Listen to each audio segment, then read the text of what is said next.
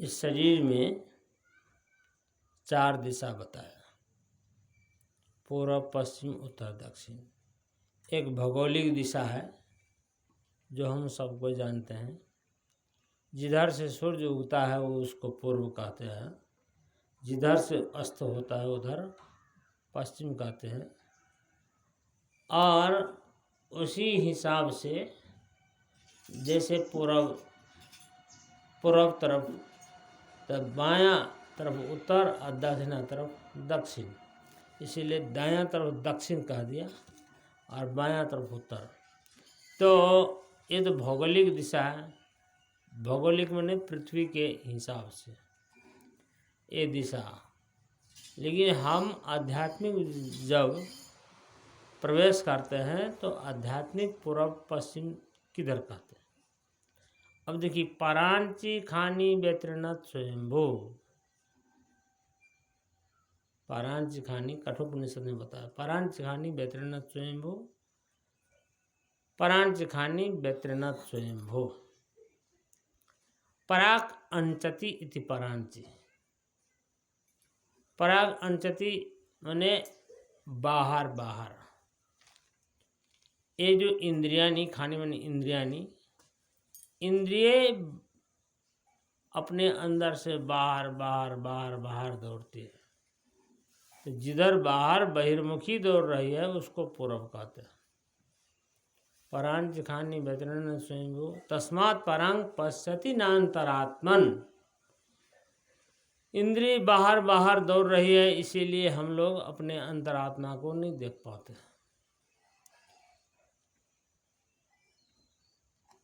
परांच खानी व्यतीर्णत स्वयंभू तस्मात् परांग पश्यति नात्मनात्मन कश्चित् धीरः प्रत्यग आत्मानम् ऐक्षत आवृत्त चक्षु अमृतत्वमिच्छन्।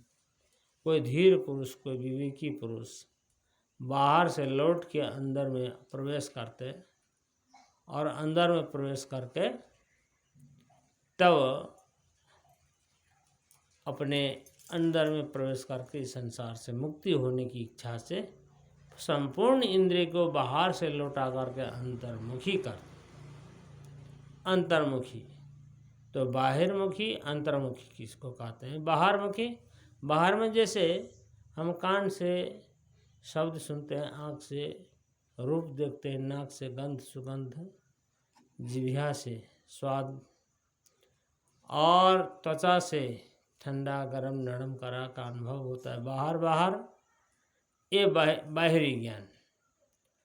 ये तो बाहरी ज्ञान सभी को होता है, लेकिन अंदर में क्या ज्ञान है? अंतर का क्या ज्ञान है? जहाँ रूप नहीं है, शब्द नहीं है, कुछ नहीं है, ये 5 विषय नहीं है, तो वहाँ कौन से ज्ञान है? कैसे ज्ञान होता है? वहाँ स्वतः ज्ञान। जब हम अंदर में प्रवेश करते हैं तो स्वतः ज्ञान अपने आप ज्ञान होता है। अब जैसे इसी भजन में अभी मैंने जो गाया था, इसी भजन में हम विचार करते हैं। अब यहाँ कहाँ सुनो भाई सतनाम घट घट में विराजे अनहद नाद। अनहद नाद कहिए चाहे अनहद नाम कहिए, दोनों एक ही है। घट घट में सभी के शरीर में, घट घट मने घड़ा नहीं, ये शरीर रूपी घड़ा। प्रत्येक शरीर में, संपूर्ण संसार विश्व ब्रह्मांड में जितने भी है, सभी के अंदर में अनहद नाद विराजमान है, अनहद धुन। इसलिए हम लोग संध्या पाठ में जब पढ़ते हैं तो वहाँ बताया, चिताब निचित लाग रहे यह गति लखे न कोई, अगम पंथ के महल में अनहद वाणी होय। कहीं अनहद वाणी कहते, कहीं अनहद नाद कहते, कहीं अनहद नाम कहते। अनहद नाद नाम की पूजा ज्ञान गुदरी में होता है। अनहद नाद नाम की पूजा, अनहद नाद रूपी जो नाम है वो सब के अंदर में विराजमान है। अब यहाँ विचार किया जाता है, घट घट में विराजे अनहद नाम। अच्छा, सबके घट में ब्रह्म विराजे, सब में गूंजता नाद, सबके अंदर में ब्रह्म तो है ही परमात्मा, और सबके अंदर में वही सी परमात्मा के ध्वनि जो नाद है वो गुंजार हो रहा है। अच्छा, कोई यज्ञ करे। अब इस संसार में कोई किसी किसी को जिसको जो समझ में आता है वही करता है। किसको कम कहेंगे, किसको ज़्यादा कहेंगे, सब अपने अपने में बड़े हैं। लेकिन यहाँ अंतिम सारांश में शास्त्र क्या बताता है? यहाँ कहते कोई यज्ञ करे, कोई तप करे, कोई करता है दान, कोई यज्ञ करते हैं। अब देखिए माघ संक्रांति, वहाँ माघ मेला लगा है प्रयागराज में, कोई यज्ञ कर रहे हैं, कोई तप कर रहे हैं। हाँ, कोई ठंडी में अपने शरीर को सहन कर रहे, कोई धुनी तापते, कोई गर्मी में धुनी तापते, कोई करता है दान, कोई दानी लुटा रहे हैं। जिसको जैसा जैसे समझ में आया, जैसे जैसे क्षमता है, वैसे अनहद नाद का ख्याल नहीं। लेकिन ये जितने भी हैं यज्ञ कर्म, यज्ञ आगा या तप आदि, सब बाहरी ज्ञान, दान, ये सब बाहरी कर्म है, ये सब बाहरी कर्म है। लेकिन अनहद नाद का ख्याल नहीं है। वो अनहद नाद तो हमारे अंदर में गूंज रहा है, इस तरफ लोगों को ख्याल नहीं है। इसलिए कोई करता है ध्यान, कोई ध्यान करते हैं। ध्यान के मतलब, ध्यान दो प्रकार का, एक ध्यान करते हैं, एक ध्यान लगता है। ध्यान माने मानसिक क्रिया, मन से हम कोई कल्पना कर लेते हैं, किसी देवी के, किसी देवता के, किसी गुरु के, किसी, ये मन की कल्पना। तो मन के कल्पना से भी मन मनोमय मूर्ति बनाते हैं। लेकिन इससे भी ये आगे है, जहाँ हमको वो रूप छोड़ना पड़ता है। अब आगे कहते हैं कोई हिंदू, कोई बौद्ध कहावे, कोई कहावे मुसलमान। अब अपने आप को समझ लिया, मैं तो हिंदू हूँ, मैं तो बौद्ध हूँ, मैं मुसलमान हूँ। वास्तव में परमात्मा ने किसी को न हिंदू बनाया, न किसी को बौद्ध, न किसी को सिख, न किसी को मुसलमान। मनुष्य तो मनुष्य है, लेकिन जो जैसे जैसे समाज में रह गया, जैसे जैसे वातावरण में आया, वो वैसे ही अपने आप को समझ लिया। जब मैं तो हिंदू हूँ, मैं मुसलमान हूँ, मैं सिख हूँ, वो मान लिया अपने आप को। वास्तव में उसका रूप ऐसा नहीं है, वास्तव में तो है मनुष्य। इसीलिए यहाँ कहते हैं कोई हिंदू, कोई बौद्ध कहावे, कोई कहावे मुसलमान, कोई सिख, कोई ईसाई कहावे। कोई सिख, कोई ईसाई, और कोई कहावे जैन। ऐसे ऐसे तो बहुत हैं। तो कोई, हाँ, तो इस प्रकार कोई हिंदू, कोई मुसलमान, कोई ईसाई, कोई कुछ, ये सब अपने आप को मान लिया। जैसा जैसा समाज में आया, वैसे वैसे कर्म करने लगा, और वैसे वैसे अपने आप को मानने लगा।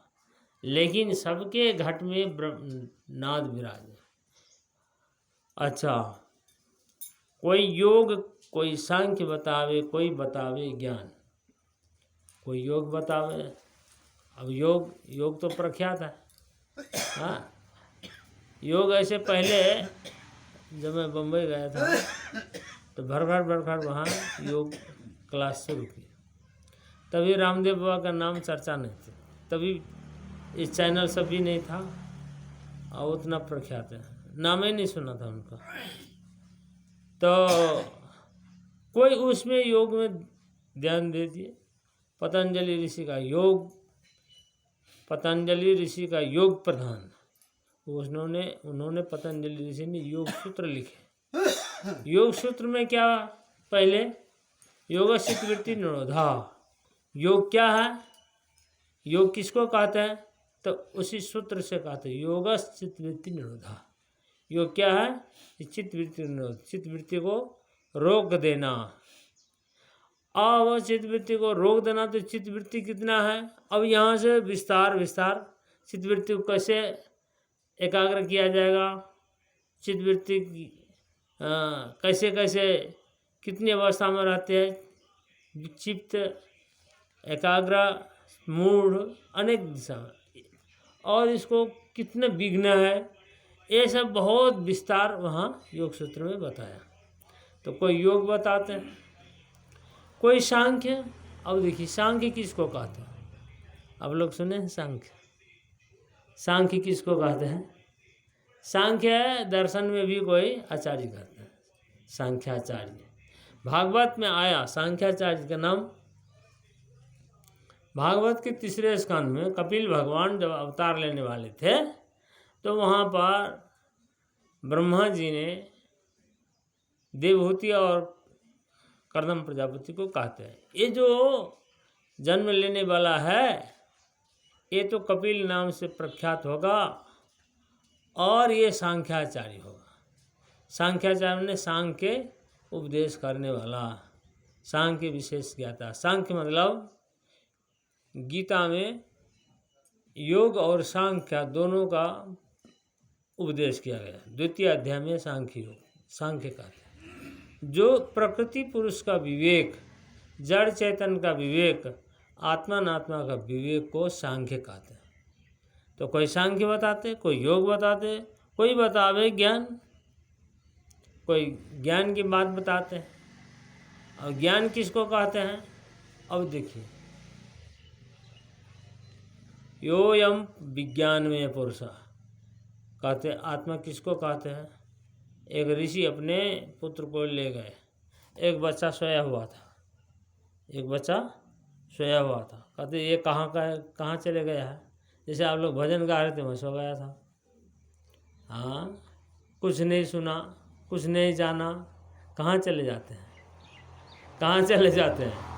तो इंद्रिय सब समेट जाते हैं, वो इन अंतर्मुख होकर के आत्मा में जाकर विलीन हो जाते हैं। देखिए जैसे पक्षी के दृष्टांत दिया, जैसे पक्षी घोंसले में जब आता है अपने क्या करता है, पंख को समेट करके समेट लेता है, उसी प्रकार ये हंस, इसीलिए इस जीवात्मा को हंस भी कहते हैं। हंस जैसे ये अपने पंख को समेट लेता है, वो सुषुप्ति अवस्था। तो विज्ञान में पुरुष विज्ञानमय माने ज्ञान, विशेष ज्ञान वाला है, वहाँ अज्ञान नहीं रहता, जानता है। तो फिर हम क्यों नहीं जानते? जब जानता है तो फिर हम लोग क्यों नहीं जानते? तो कुछ नहीं जाना, अभाव को जानते हैं। वहाँ भी ज्ञान रहते, बिना ज्ञान के हम लोग एक क्षण भी नहीं रह सकते हैं। अच्छा, अब हम उपसंहार में जा रहे हैं। कोई कर्म, कोई भक्ति बतावे, कोई कर्म। अब कर्म किसको कहते हैं? यज्ञोदानम तपः कर्म, यज्ञ दान तप ये सब कर्म, न पवित्र कर्म। तो कर्म के विषय में बहुत विस्तार है, कर्म भी बहुत विस्तार है।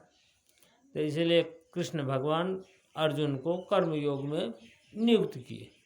लेकिन कर्म योग में नियुक्त करने के बाद कहते हैं जो इससे अच्छा सांख्य है, यानी ज्ञान है, कर्म से विशेष ज्ञान है। तो अर्जुन ने पूछा, जब विशेष ज्ञान है तो कर्म में हमको क्यों नियुक्त कर रहे हैं? जब अच्छा ज्ञान है तो कर्म में नियुक्त करते गए। लेकिन कर्म पहले, ज्ञान प्राप्त करने से पहले कर्म करो। कर्म से चित्त शुद्धि होती है, अंतःकरण शुद्ध होता है। या अंतःकरण की शुद्धि के बिना ज्ञान नहीं होगा, इसलिए पहले कर्म करो। अपना जो कर्म है वो कर्म करना ही होगा। कोई कर्म, कोई भक्ति बतावे, कोई भक्ति बताते। नारद जी ने भक्ति सूत्र लिखे। अब भक्ति की बात सब कोई जानते ही हैं। अब इस विषय में हम कहते हैं मूल्य बतावे नादानुसंधान। ऐसे तो मैं ही नहीं बताता हूँ, इसमें शास्त्र, सारे शास्त्र, वेद पुराण संत साहित्य ये सब बताता है। और इसमें लोग को नहीं जानकारी होने के कारण अपने नाम इसमें दिया। तो हम नादानुसंधान के विषय में बता रहे हैं।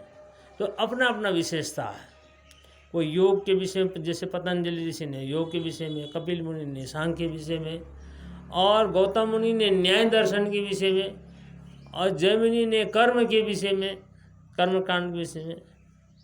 इसी प्रकार भगवान वेदव्यास ने वेदांत के विषय, सब ऋषि मुनि अपने अपने उपदेश दिए हैं और इसमें हम विशेष जोर देते, पहले से तो है ही है, लेकिन जोर देते हैं नादानुसंधान में, क्योंकि सबके घट में ब्रह्म नाद विराजे, सबके अंदर में नाद विराजमान है और उसको खोजिए। और इसी को कहते हैं संपत्ति, हिंदी में इसको कहते हैं संपत्ति को बताते हैं क्या शब्द से, क्या शब्द से बताते हैं, हम कभी इसको बताते हैं, ये कानून के दर्शन, कानून के विषय में बताते हैं, ये कानूनी शब्द है। हम कभी इसको चर्चा करेंगे। तो मतलब यहाँ कहने का मतलब अपने संपत्ति को पहचानिए, हमारे अंदर में क्या संपत्ति है। इतना कहते हुए अपने वाणी को यहीं विराम लेते हैं। बोले श्री सद्गुरुदेव की जय।